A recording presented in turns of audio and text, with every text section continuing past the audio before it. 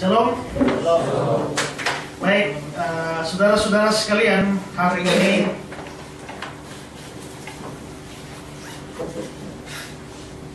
saya akan mengajak kita belajar satu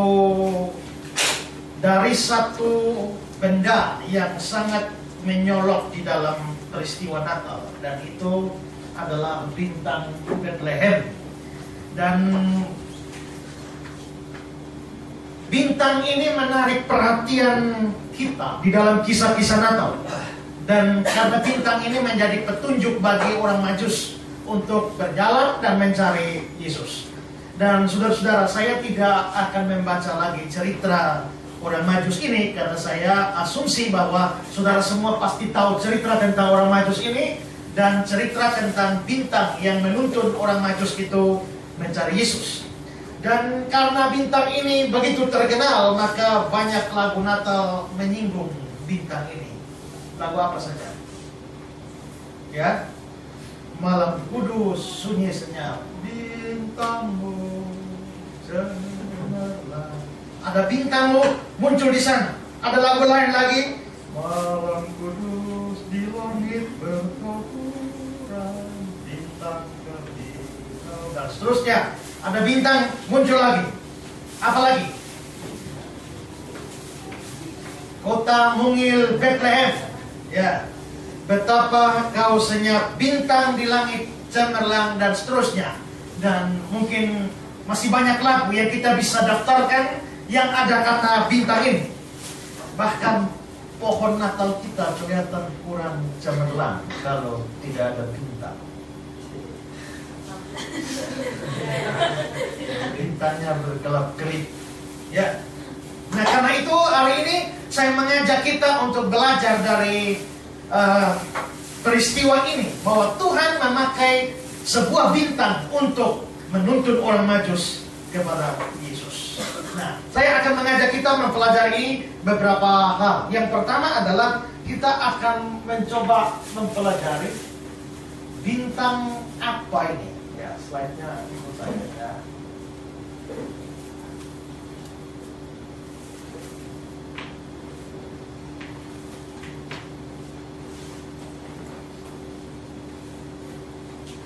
Ya, bintang apa ini? Sepanjang sejarah orang sudah berusaha cari tahu ini bintang apa sebenarnya yang muncul pada waktu peristiwa Natal ini, dan yang menuntun orang-orang Majus. Dan beberapa pendapat sudah diberikan. Ada orang yang menganggap bahwa ini adalah meteor. Meteor itu benda langit yang mengelilingi matahari, tapi pada waktu dia mengelilingi matahari mendekati bumi, dia tertarik oleh gravitasi bumi, sehingga akhirnya dia lalu waktu bergesekan dengan atmosfer, dia terbakar. Itu meteor. Jadi kalau seperti ini tertarik, lalu kalau dilihat seperti ini, ini kelihatannya seperti bintang yang punya ekor seperti ini. Ini meteor, dan karena itu maka sejumlah orang mengatakan atau menduga bahwa yang dilihat oleh orang Majus itu sebenarnya adalah meteor ini. Tapi keberatan diberikan bahwa biasanya meteor itu dia memang terjadi, kita bisa lihat juga, tapi biasanya cepat dan hilang. Ya, segera hilang. Sedangkan yang kita dapati dalam cerita orang Majus itu ada lainnya. Dia menuntun mereka dalam perjalanan, dan mungkin menuntun mereka cukup lama. Mereka dalam perjalanan dari kampung mereka sampai ke Yerusalem itu memakan waktu lama.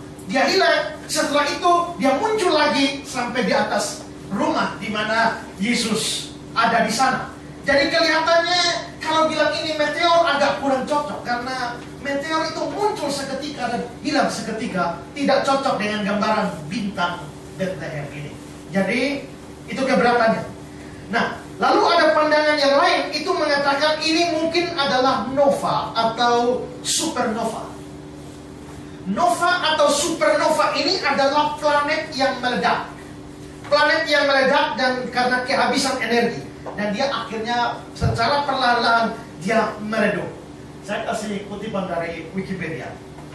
Terang cahaya nova itu bisa 50.000 kali lebih terang daripada matahari.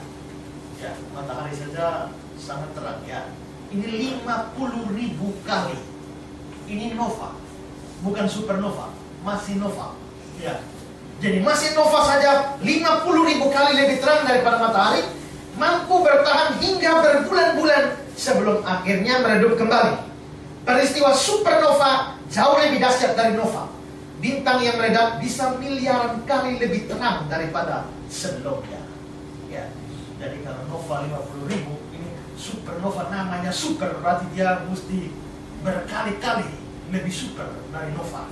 Ya. Nah, karena itu maka terangnya ini seperti ini, planet yang meledak, ini nova atau supernova. Nah, seorang yang namanya Kepler, Johannes Kepler, itu dia menghitung ini.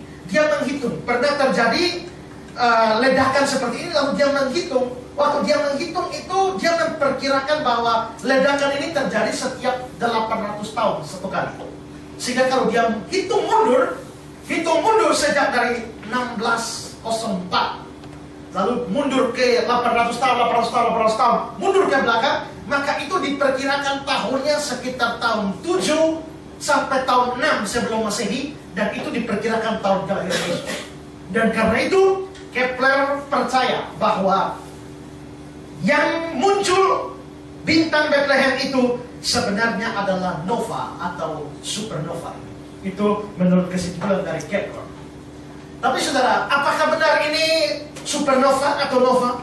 Ada keberatan yang diberikan oleh Wikipedia. Dibilang di sana begini: nova seperti bintang-bintang lainnya, posisinya relatif tetap dan tidak akan tampak bergerak. Jadi kalau dia meledak di situ, dia terang memang, tapi di situ dia tidak jalan-jalan. Tapi kalau bintang Bethlehem kan lain, dia jalan. Ya.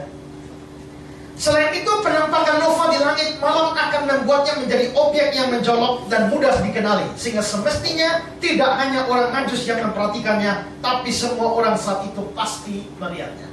Jadi kalau memang ini supernova, banyak orang lihat, bukan cuma orang Majus, dan sangat menyolok. Ini berbeda dengan gambaran bintang Bethlehem. Kalau supernova meletak, tapi bintang Bethlehem ini jalan-jalan. Karena itu maka kelihatannya sukar untuk mengatakan bahwa ini adalah supernova, sekalipun Kepler meyakini itu.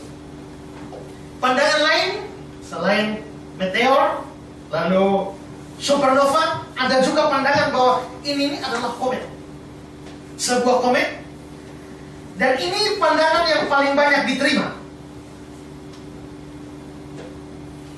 Dan komet yang memang pernah ada, komet yang muncul sekitar tahun-tahun itu, tahun-tahun kelahiran Yesus, dan itu dihitung oleh seorang yang namanya Edmund Halley. Dan karenanya komet itu dikenal sebagai komet Halley. Jadi banyak orang percaya bahwa bintang Bethlehem itu sebenarnya adalah komet Halley itu. Nah, komet ini benda langit yang mengelilingi matahari, dan setelah dia mendekati bumi, dia kelihatan berekor.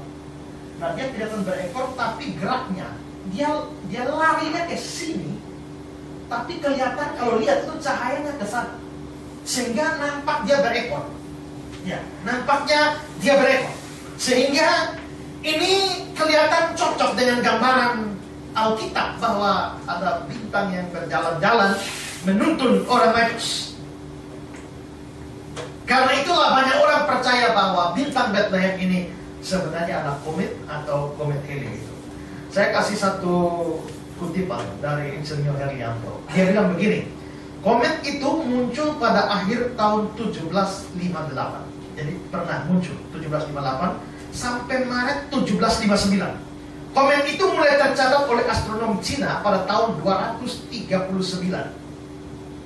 Dan terakhir terlihat pada tahun 1986. Dari beberapa kehadiran komet yang kemudian dinamakan Halley itu, lamanya berkisar 75 sampai 79 tahun. Dan dengan mengambil bagian 77 tahun, artinya dia muncul 77 tahun sekali.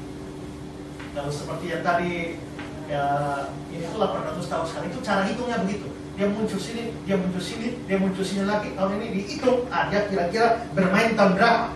Nah, ini Komet ini muncul 77 dan dihitung dari tahun 239, kemungkinan besar pada tahun 8 Masehi.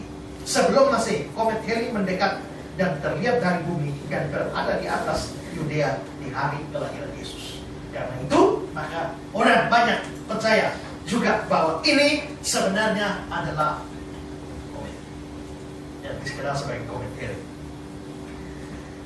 Ada keberatan dari Wikipedia lagi. Meskipun manuver yang diperlukan dalam syarat bintang Natal dipenuhi bintang berekor ini, sayangnya berbagai budaya komet identik dengan pertanda buruk dan bencana. Jadi komet ini juga tidak mungkin sebagai bintang Bethlehem. Secara tradisi, kalau komet ini muncul, biasanya ada bencana. Kalau belajar sejarah, sebelum Julius Caesar mati terbunuh, itu pernah ada penampakan komet. Ada satu peristiwa besar, tapi biasanya buruk. Sehingga dari sini, Wikipedia mengatakan bahwa kelihatannya tidak cocok kalau dari tradisi itu. Karena kelahiran Yesus itu peristiwa baik, bukan peristiwa buruk. Nah, karena itu juga tidak banyak orang juga yang setuju dengan ada banyak orang juga yang setuju dengan komet ini, walaupun ada keberatan. Lalu pandangan yang keempat itu mengatakan bahwa bintang Bethlehem ini kelihatannya adalah konjungsi planet.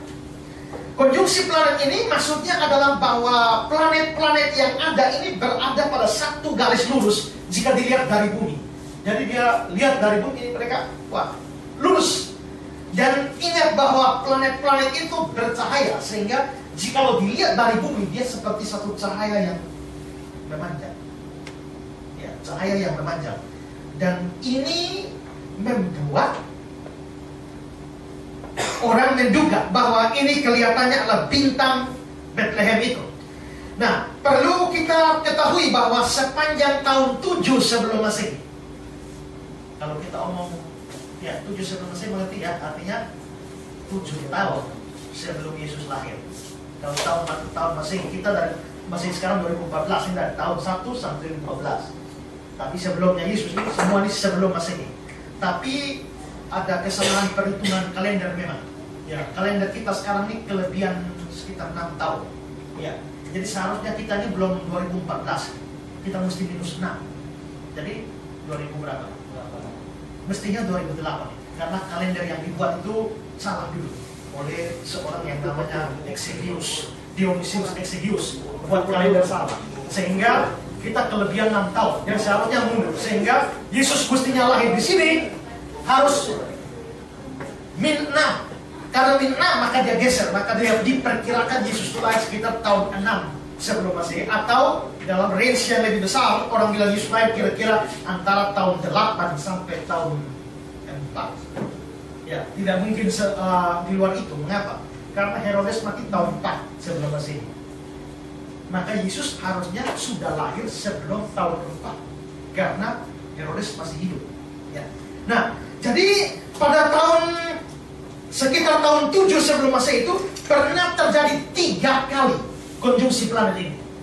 Dari catatan sejarah, 3 kali terjadi konjungsi planet ini yang melibatkan Jupiter dan Saturnus dalam rasi bintang Pisces atau bintangnya ikan.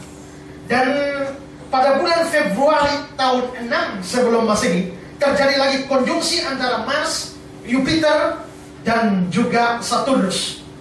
Dan kalau dihitung, itu dia kemunculannya setiap 805 tahun sekali konjungsi planet ini. Nah, jadi besar kemungkinan bahwa 2 konjungsi planet, Jupiter dan Saturnus, atau Mars, Jupiter dan Saturnus ini terjadi sekitar tahun 6 sebelum Masehi. Kalau ini benar, kemungkinan besar ini yang dilihat oleh orang Majus. Karena perhitungan waktu kelahiran Yesus itu sekitar tahun 6 sebelum Masehi. Ada keberatan. Keberatannya bilang begini, tapi kenapa di Alkitab tidak bilang lalu orang Majus melihat konjungsi planet? Ya, jawabnya gampang. Ya karena Matius pada waktu itu belum mengerti konjungsi planet. Ya kan? Jadi ditulislah menggunakan kata-kata dan kosakata yang dimengerti pada waktu itu. Saya cenderung untuk mengatakan atau berkesimpulan bahwa bintang Bethlehem ini adalah konjungsi planet. Tapi apa dasarnya? Sebentar akan saya jelaskan. Ya, sebentar akan saya jelaskan. Tapi saudara, apapun bintangnya, ini kelihatannya bintang ini bintang yang agak aneh ya. Karena dia muncul sampai Yerusalem, dia menghilang, habis dia menghilang, setelah mau cari lagi dia muncul lagi dan sebagainya ya. Saya kutip kata-kata Pak Budi Asali. Dia bilang begini, ada pro kontra tentang apakah bintang itu sebenarnya. Ada yang menganggap bintang, ada yang menganggap komet dan sebagainya. Tapi bintang atau komet biasa tidak berkelakuan seperti bintang ini.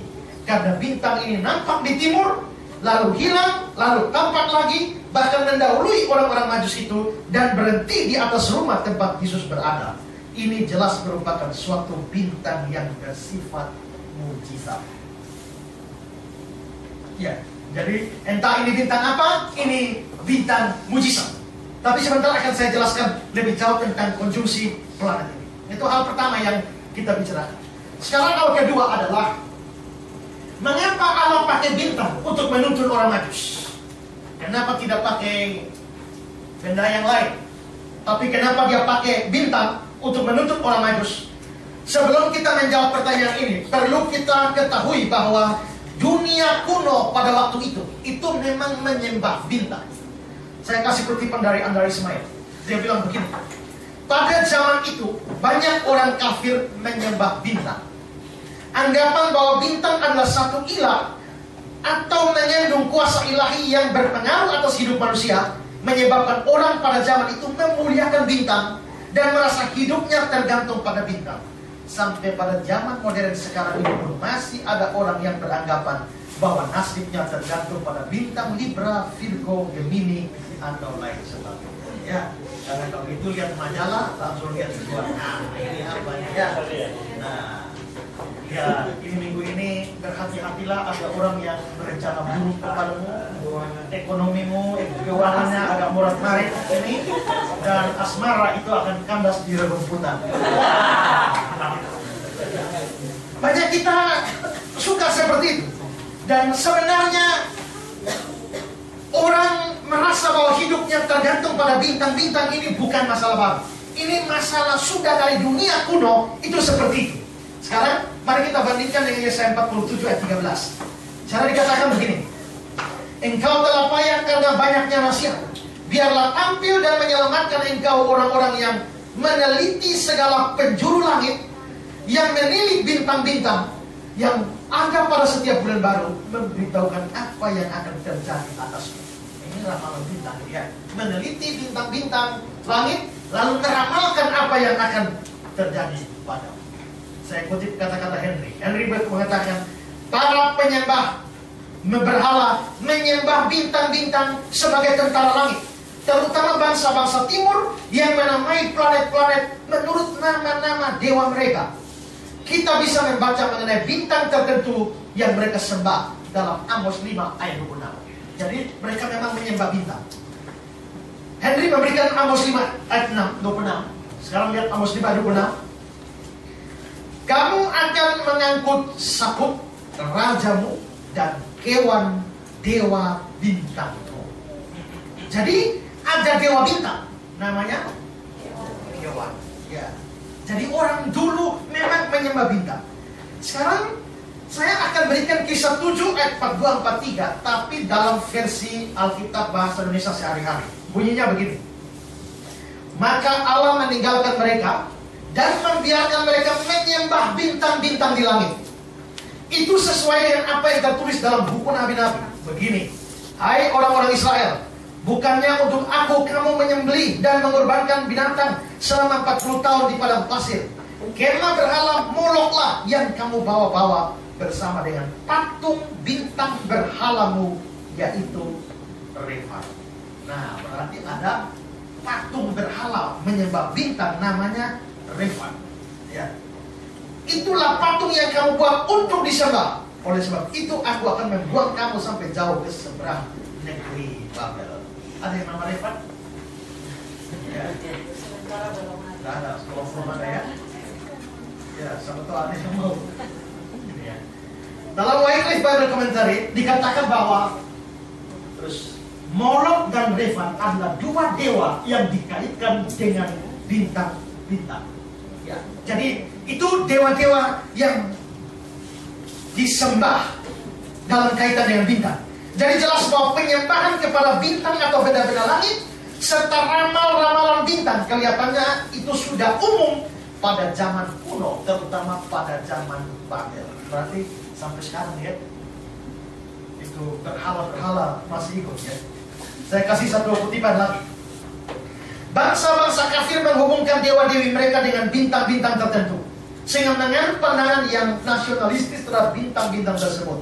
Saput dan Kaiwan yang disebutkan di Amos 5:26 sebagai dewa-dewa yang disembah orang Israel yang murtad dianggap sebagai nama-nama Babilonia untuk planet Saturnus yang oleh Stefanus disebut sebagai Refan dalam kutipan ayat ini. Penyembahan bintang khususnya menonjol di Babylon. Oke, mengerti sampai sini? Nah, bahwa kepercayaan ini menonjol di Babel itu terlihat dari ada ahli jampi di Babel. Mari lihat Daniel 2 ayat 2. Lalu raja menyuruh memanggil orang-orang berilmu ahli jampi. Ahli jampi itu apa? Ya. Nah, orang-orang berilmu, ahli jampi, ahli sihir. Berarti ahli jampi ini beda dengan ahli sihir. Jadi ahli jampi ini apa? Kita lihat Alkitab bahasa Inggris, King James. King James menerjemahkannya sebagai astrologers. Apa itu astrologers?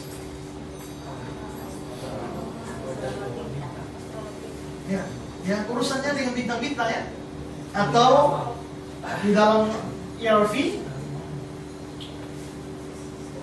what's the star? Orang-orang yang melihat-lihat bintang. Jadi ahli jampi itu adalah orang-orang yang ya, tukang ramal itu, ya pakai bintang, jadi lihat-lihat. Nah, itu tadi ada astrologers. Nah, lalu ilmunya itu yang astrologi, ya kan? Astrologi beda dengan astronomi loh ya. Astronomi itu ilmu pengetahuan bagus, tapi astrologi ini yang suka meramal-ramal. Yang meramal pakai bintang itu namanya astrologers.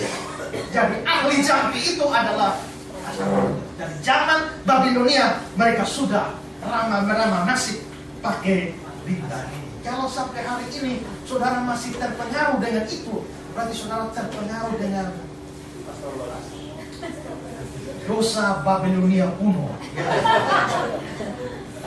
Nah, jadi dari sini saya kasih beberapa bukti ini untuk menunjukkan bahwa zaman dulu itu penyembahan kepada bintang itu merupakan sesuatu yang umum dan mereka sangat menggantungkan hidup mereka ini pada bintang. Tapi di dalam cerita Natal, Allah memakai sebuah bintang untuk menuntun orang Majus. Dan orang Majus ini kemungkinan besar mereka berasal dari Babilonia. Ya. Mengapa Allah pakai bintang? Ini jelas karena ada kaitan dengan kepercayaan umum pada bintang-bintang pada waktu itu. Jadi dengan kata lain, bintang itu adalah alat kafir untuk meramal nasib. Tapi Tuhan Allah pakai satu alat kafir itu untuk membawa orang sampai kepada Tuhan Yesus.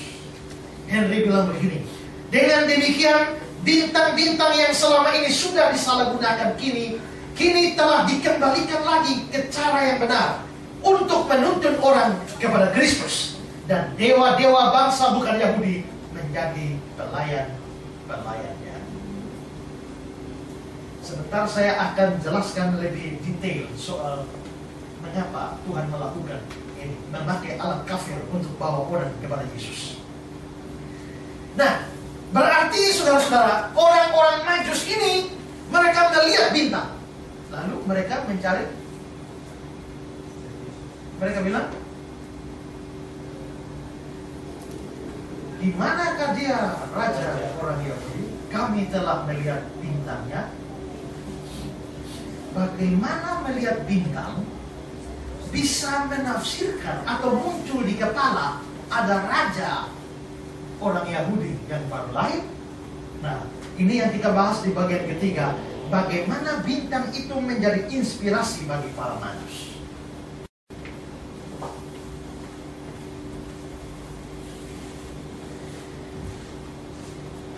Bagaimana bisa kalau saudara misalnya ya, duduk-duduk tiba-tiba lihat bintang, saudara pikir apa? Kalau bintang jatuh, saudara, tapi saudara lihat tiba-tiba ada bintang berjalan begini. Bagaimana bisa ada muncul di pikiran? Oh, itu pasti ada raja baru lahir di Yahudi. Bagaimana bisa muncul pikiran seperti itu di kepala mereka hanya dengan melihat bintang? Nah, di sini seringkali kita tidak paham ini kalau kita tidak memahami latar belakang di sana. Ya. Pertama-tama saya perlu jelaskan ini orang Majus ini siapa mereka sebenarnya? Ya. Siapa mereka? Atau lebih tepatnya Majus itu apa? Untuk itu saya ajak kembali lihat Daniel 2 ayat 2. Lalu raja menyuruh memanggil orang-orang berilmu ahli jambi. Ini tadi ya. Nah, dan tadi sudah saya tunjukkan ahli jambi itu sama dengan terus English-nya astrologers atau kalau PRV orang-orang yang melihat atau mengamati bintang-bintang. Tolong diingat Daniel 2 ini kan perjanjian lama, ditulis dalam bahasa Ibrani, ya, ditulis dalam bahasa Ibrani. Kalau perjanjian baru tulisnya dalam bahasa Yunani, PL Ibrani, PB Yunani. Tapi PL yang Ibrani ini pernah diterjemahkan ke dalam Yunani. Itu namanya Septuaginta. Nah, karena itu maka Daniel 2 ayat 2 ini bahasa Ibrani itu juga pernah diterjemahkan ke bahasa Yunani. Nah, di sini ini muncul orang-orang yang mengamati bintang atau astrologers atau ahli jambi. Itu diterjemahkan ke dalam bahasa Yunani. Itu disebut magos. Ya, jadi magos itu adalah ahli bintang yang lihat-lihat bintang ini, ahli jambi itu. Nah, itu disebut magos. Dan ini kelihatannya cocok dengan bahasa Yunani yang digunakan untuk orang Majus. Mari kita lihat ini. Di sini Alkitab bahasa Inggris menerjemahkan orang Majus itu sebagai wise men, orang-orang yang bijaksana. Tapi orang-orang bijaksana ini dia menggunakan kata magos. Itu mirip dengan magos tadi. Karena itu Alkitab bahasa Inggris bilang majus. Jadi magos, majus itu sama dengan ahli jambi, sama dengan astrologers, sama dengan orang-orang yang kerjanya suka lihat bintang-bintang dan meramal. Nah, itu kira-kira seperti itu. Jadi dapat disimpulkan sedemikian. Sekarang lihat komentar dari Albert Barnes. Albert Barnes mengatakan orang-orang ini, orang-orang Majus adalah ahli-ahli filsafat, imam-imam atau ahli-ahli perbintangan. Mereka hidup terutama di daerah Persia dan Arabia. Mereka adalah orang-orang terpelajar di daerah timur yang mahir dalam astronomi, agama, dan obat-obatan. Jadi mereka punya banyak keahlian ya. Tapi salah satunya adalah meramal-ramal bintang itu. Nah, kalau orang-orang Majus ini ternyata adalah ahli-ahli perbintangan pada masa itu, maka masuk akal bahwa penglihatan terhadap sebuah bintang itu mereka perlu tafsir. Lihat bintang. Oh, ini berarti begini, ini berarti begini, ini berarti begini. Nah, jadi saudara-saudara, kalau begitu sekarang mereka ahli perbintangan. Maka untuk bisa memahami bagaimana mereka melihat bintang sampai menafsirkan bahwa itu ada raja baru lahir di Yahudi, kita mesti sedikit tahu ilmu perbintangan. Nah, begitu ya. Kita mesti tahu sedikit dulu baru bisa ikut pikiran mereka itu bagaimana. Nah, di dalam ilmu perbintangan, astrologinya Persia dan Babilonia kuno, ilmunya begini. Semua bintang itu biasanya simbol. Jupiter itu dianggap sebagai rajanya atau kepalanya atau pimpinannya semua dewa dan semua bintang. Itu Jupiter. Jadi mereka selalu, oh kali ini Jupiter muncul, itu artinya pemimpin, itu artinya bos, itu artinya raja. Lalu Saturnus, kalau bintang Saturnus, mereka percaya bintang Saturnus itu simbol khusus orang Yahudi. Simbol khusus orang Yahudi. Nah, pada waktu itu juga, pada zaman itu mereka sudah kenal rasi-rasi bintang. Aquarius, Taurus, Gemini, Scorpio, dan sebagainya, itu sudah ada pada zaman dulu. Jadi itu istilah yang kita baca sekarang itu dari zaman Babilonia kuno, itu memang sudah ada demikian. Dan mereka juga percaya rasi bintang Pisces itu, atau rasi bintang ikan-ikan, itu bertahtanya di Jupiter. Sekarang kalau penelitian ilmu modern bukan di Jupiter, tapi di Neptunus. Tapi pada waktu itu mereka percaya itu di Jupiter. Dan rasi bintang Pisces itu, mereka percaya sebagai rumahnya bangsa Yahudi. Jadi rasi bintang Pisces itu rumah bangsa Yahudi, Saturnus itu bangsa Yahudi sendiri, Jupiter itu raja atau pemimpin. Nah, ini menarik. Tadi kenapa saya bilang omong tentang konjungsi planet? Tadi dibilang, saya jelaskan adalah konjungsi planet. Konjungsi Jupiter dan Saturnus itu seperti tadi saya bilang, menurut ilmu pengetahuan dikatakan bahwa itu muncul sekitar tahun-tahun gitu, tahun-tahun 6, 7 atau 4 sebelum Masehi. Nah, kalau Jupiter muncul bersama Saturnus, nah, sekarang mau ditafsir bagaimana? Jupiter muncul. Ini raja muncul. Muncul di mana? Ada Saturnus di sebelah. Ini raja, tapi rajanya siapa? Muncul Saturnus. Oh, ini raja, tapi rajanya orang Yahudi. Karena Saturnus muncul di sana. Tapi itu bintang itu ya, pertemuan itu terjadi di rasi bintang apa? Itu terjadi di rasi bintang Pisces. Dan Pisces itu dianggap sebagai rumahnya orang Yahudi. Berarti kalau muncul konjungsi planet Jupiter dan Saturnus terjadi di rasi Pisces, tafsirannya adalah ada raja baru lahir. Raja itu adalah raja orang Yahudi, lahirnya di rumah orang Yahudi, Israel.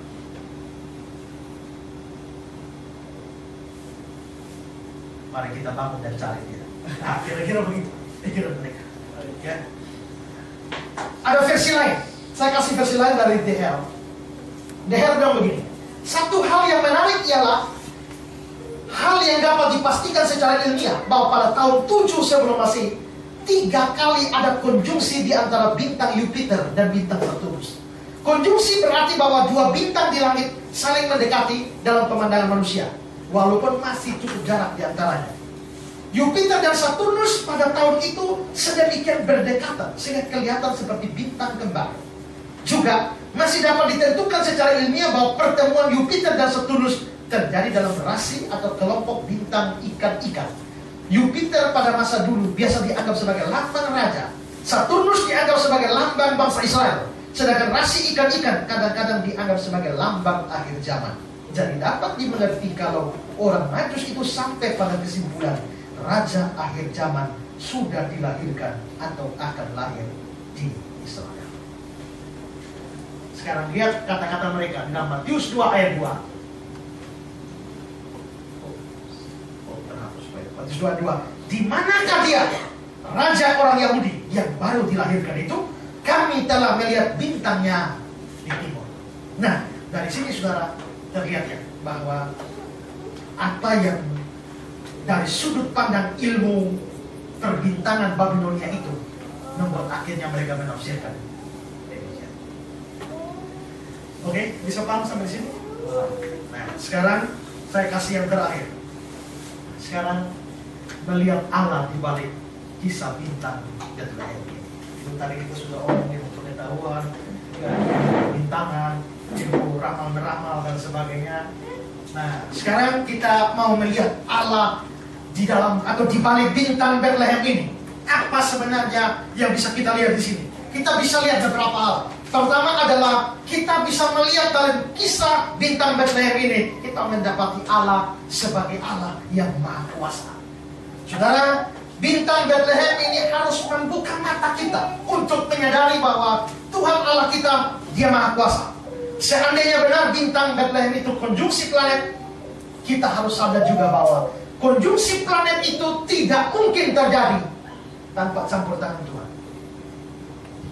Konjungsi planet mungkin saja bisa dianggap sebagai kebetulan terjadi, tapi bahwa itu bertepatan dengan saat-saat di mana Yesus mau dilahirkan, dan itu pada bertepatan dengan dilihatnya oleh orang-orang Majus, itu pasti bukan kebetulan. Jadi dengan kata lain, ada intervensi Tuhan di balik peristiwa bintang Bethlehem ini. Lebih aneh lagi karena bintang itu menjadi penuntun. Saya kutip sekali lagi kata-kata Pak Budi Asari.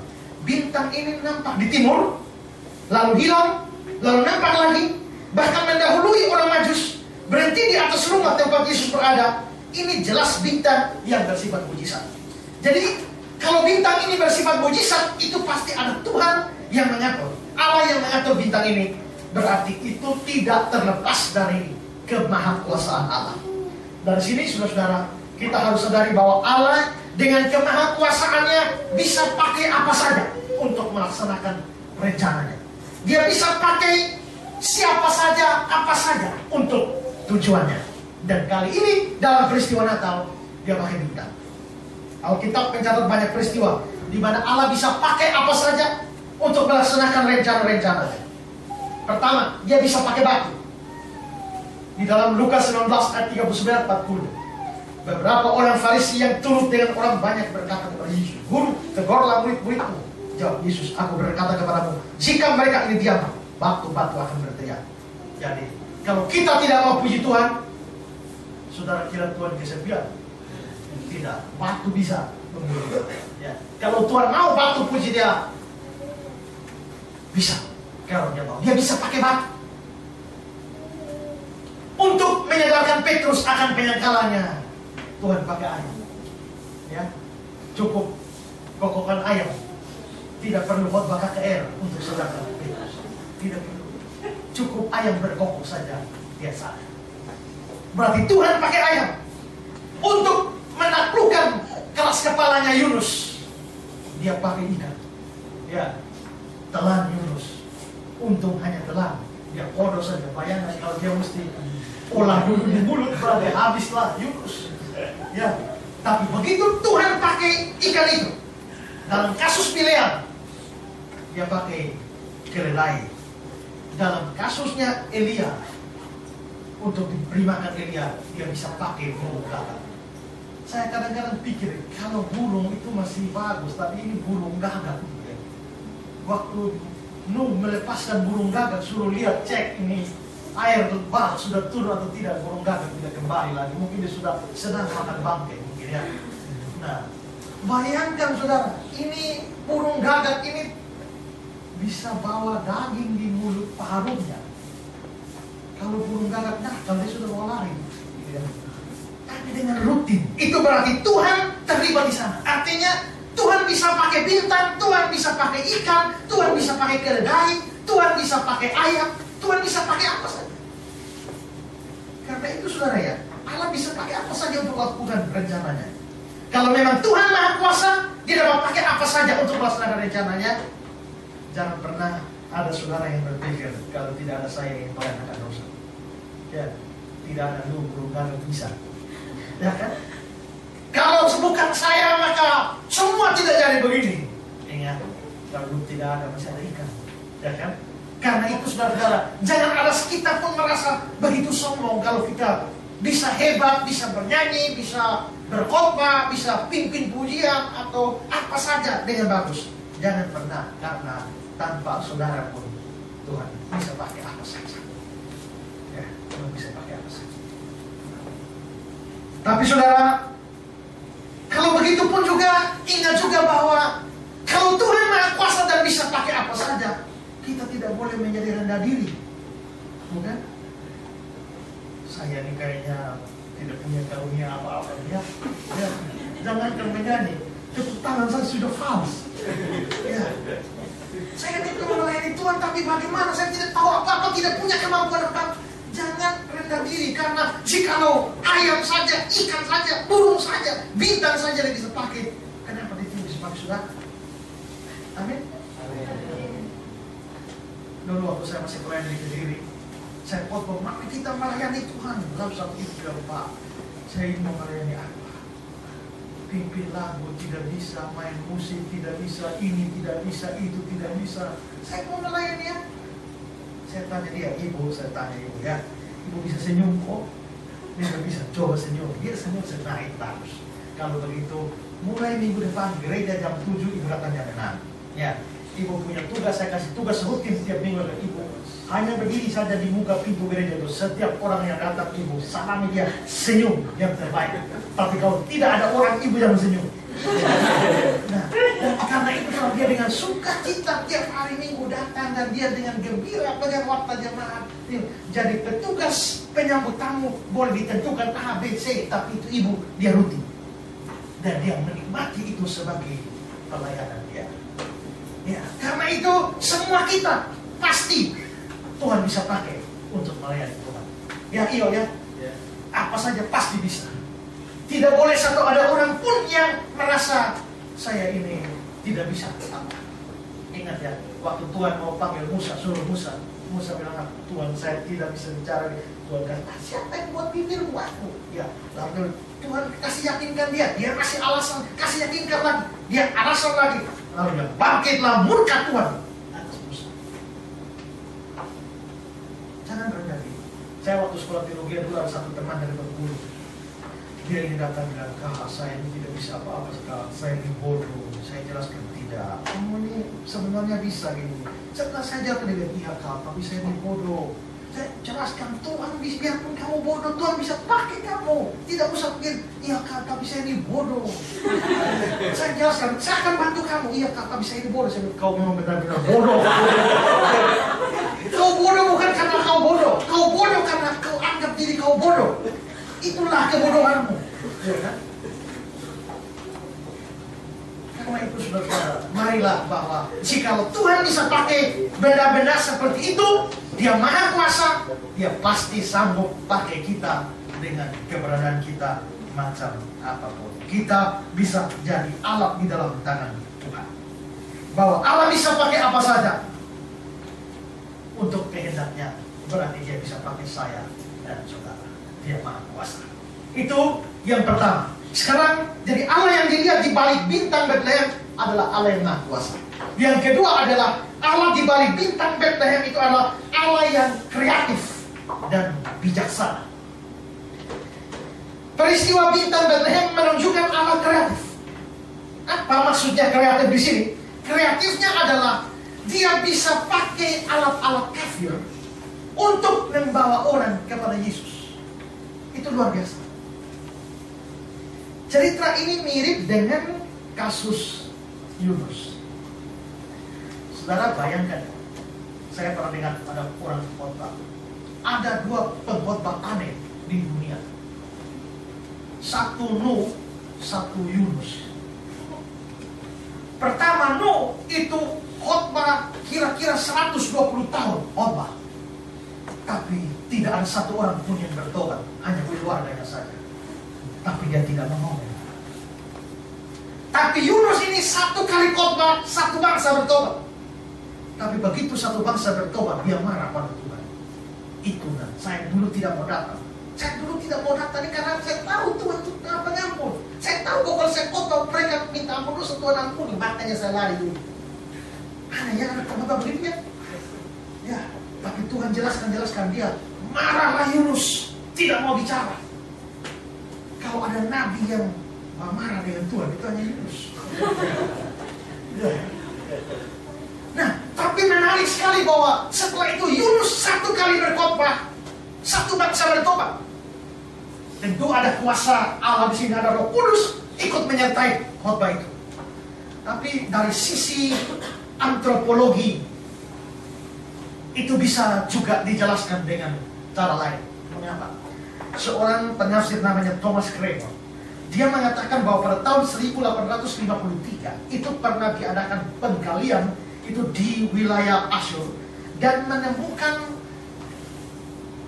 begitu banyak tablet-tablet kuno yang sekarang ada di perpustakaan Asyurbanipal, bahwa menjelaskan bahwa mereka menemukan sekitar 10.000 tablet. Itu maksudnya tablet batu ya. Tablet sekarang ya. Tablet batu 10.000. Dan di sana berikan banyak keterangan tentang Niniwe. Salah satu keterangan di Niniwe dari tablet itu adalah bahwa salah satu dewa yang disembah di Niniwe itu adalah dewa Nabu. Dan dewa Nabu itu adalah dewa ikan. Itu disembah. Juga informasi lain ditambahkan oleh seorang namanya Robinson dalam New Bible Commentary. Dia bilang bahwa di sana ditemukan huruf-huruf Sumeria atau Akadia, dan ada kata Nina di sana.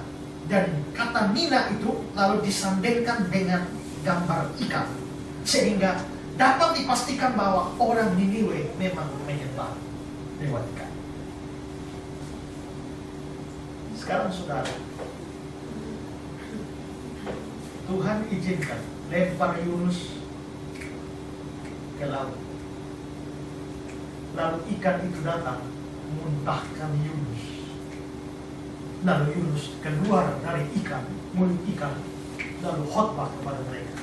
Kira-kira waktu mereka lihat Yunus keluar dari mulut ikan, apa yang ada di pikiran mereka? Wih, ini utusan dewa. Mengapa? Karena dewa mereka tuh dewa ikan. Sekarang ada orang tiba-tiba keluar dari mulut ikan. Ini pasti utusan dewa. Begitu utusan dewa ini datang, satu kali khotbah, bertobatlah mereka semua. Berarti Tuhan telah pakai satu kepercayaan kafir untuk menuntun orang kepada kebenaran yang sesungguhnya. Berarti itulah hikmat Tuhan luar biasa. Dia pakai, sama seperti dia pakai ikan dewa Nabu, orang Niniwe, membawa orang kepada dia. Sama juga yang dia pakai bintang kafir untuk membawa orang Majus kepada Yesus. Jadi itu namanya kontekstualisasi. Di sini ada kafir. Kafirnya dipakai sebagai jembatan untuk sampai ketemu Yesus. Ya. Tapi kalau sudah sampai ketemu Yesus, jangan balik ke kafir. Nah, ini penting. Mengapa? Karena kontekstualisasi yang dibuat oleh banyak pendeta sekarang itu seperti itu. Salah satunya adalah Eben Wantimo yang mantan ketua sinode ini itu. Kita kan sudah percaya Yesus, tapi dia bilang kita ini mesti kembali kepada akar budaya kita. Akar budaya kita ini bahwa kepercayaan ada orang Israel bahwa Yesus itu anak domba Allah. Tapi anak domba Allah orang Timur mana tahu domba? Lihat domba dia tidak pernah tahu. Karena itu harus dicari gambaran-gambaran dari Timur sendiri. Kalau dia boleh gali budaya Timur, lalu orang Timur itu percaya ada buaya. Buaya itu dianggap sebagai pemberi hidup, pelindung dan sebagainya. Sehingga bagi orang Israel dengan tepat Yesus disebut anak domba Allah. Tapi bagi orang Timur tidak cocok. Yesus lebih tepat disebut anak buaya. Itu dalam bukunya Sidik Jari Allah dalam Budaya. Seperti itu. Karena itu mereka menggali ulang yang budaya-budaya kafir ini, lalu membuat kitab. Loh itu karena itu saudara, mereka mulai coba-coba gali di sapu sana ada apa. Orang biasanya upacara-upacara adat potong ayam merah, persembahkan darah. Lalu sekarang banyak digemitkan membuat acara kebaktian etnis kan. Kebaktian etnis bagus, tapi mengambil budaya-budaya yang tidak bisa dipilah, ini budaya suku-suku atau kafir. Itu pernah terjadi di Prial Obor dalam acara kebaktian. Kebaktian tanah, ada ritual khusus potong ayam.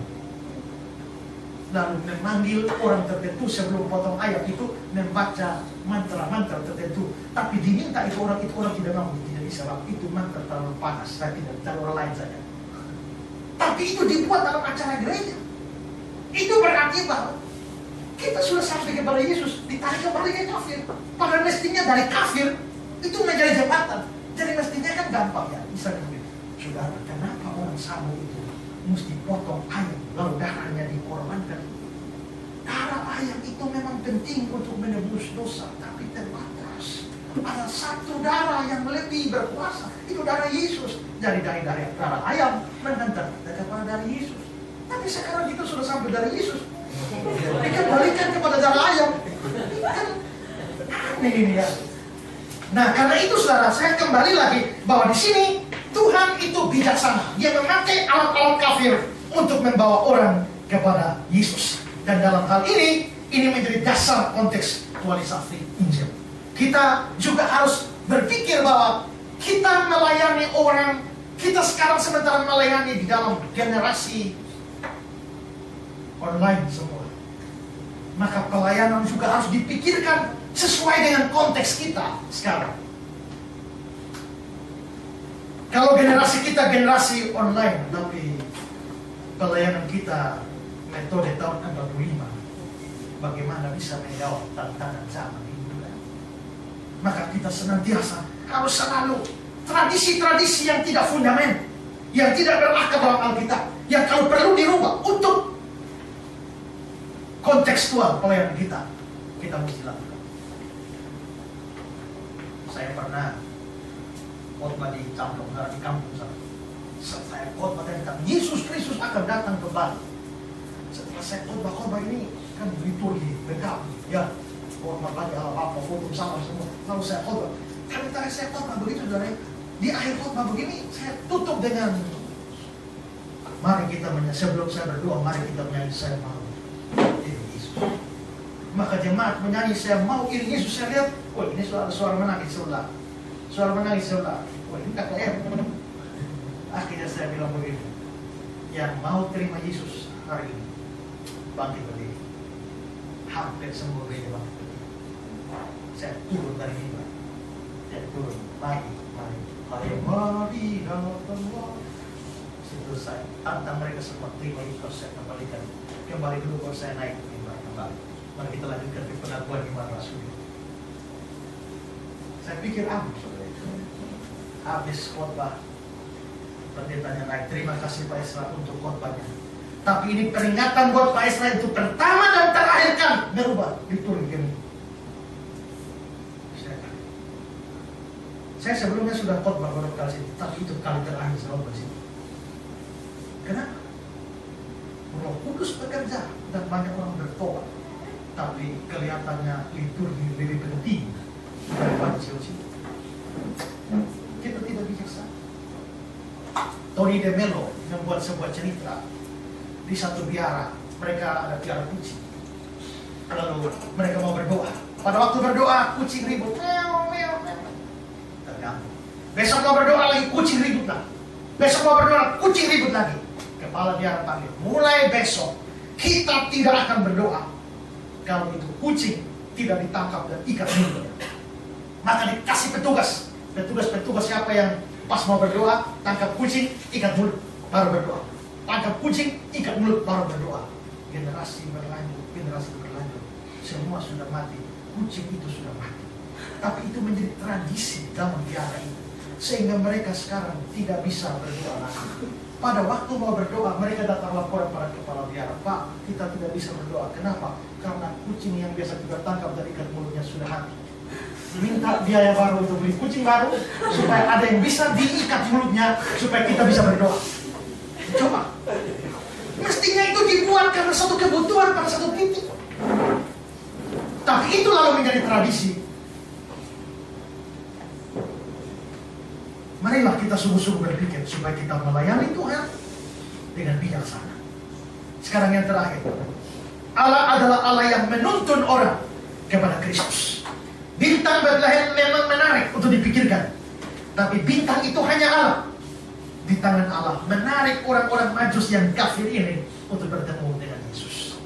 Saya percaya Allah bekerja menempatkan bintang itu para Majus dan menggerakkan mereka, menarik mereka datang pada Kristus.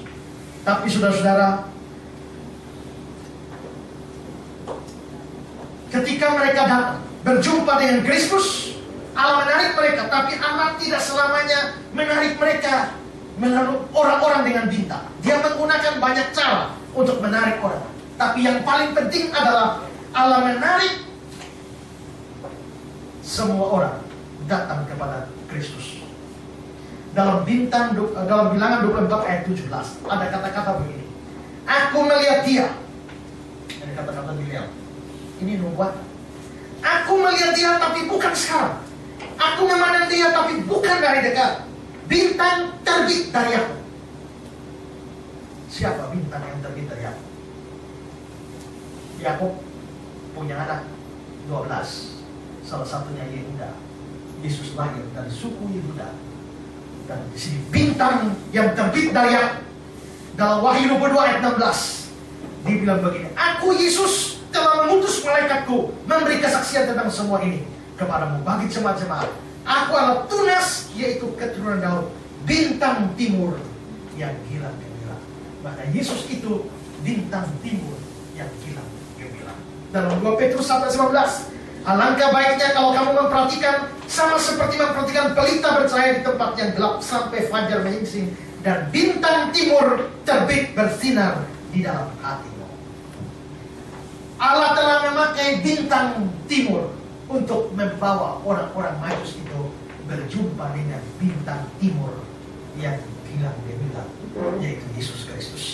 Apa artinya kita memahami bintang timur ini?